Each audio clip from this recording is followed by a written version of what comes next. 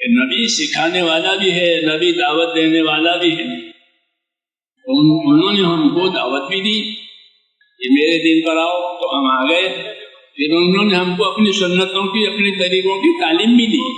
تو نبی دائی بھی ہوتا ہے، معلم بھی ہوتا ہے، دعوت کا بھی کام کرتا ہے، تعلیم کا بھی کام کرتا ہے. تو تعلیم کس چیز کی کرے گا؟ وہ طریقوں کی تعلیم کرے گا، اپنے جاننے والوں کو طریقوں کی تلقین کرے گا. صلو کما رأیتمونی اصلی، ایسی نماز پڑھتے رہنا جیسا مجھ کو نماز پڑھتے ہوئے دیکھا. یہ دعوت ہوئی، یہ تعلیم ہوئی. نماز کی دعوت دی، اور نماز کیسے پڑھو گے کہ جیسے میں پڑھتا ہوں.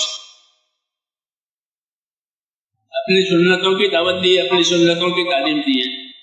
ہمارے مجمع کے لیے بھی ہے کہ ہم اجتماعی طور پر اپنے دین کے مددگار بنیں.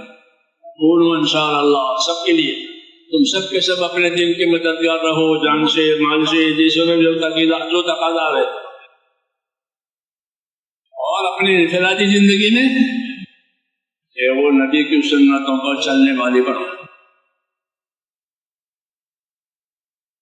ہر آدمی کی انفرادی زندگی نوعیت الگ ہے، اس لیے وہ اپنی انفرادی زندگی میں سنتوں کو سیکھے. علم و ذکر کا یہ مطلب ہے. اگر یہ نہیں ہے تو علم و ذکر کا کوئی مطلب ہی نہیں ہے.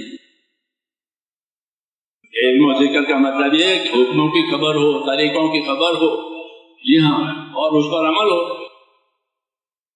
علم و ذکر تو علم و ذکر تو جہالت اور غفلت میں سے نکالنے کے لیے دیا ہے.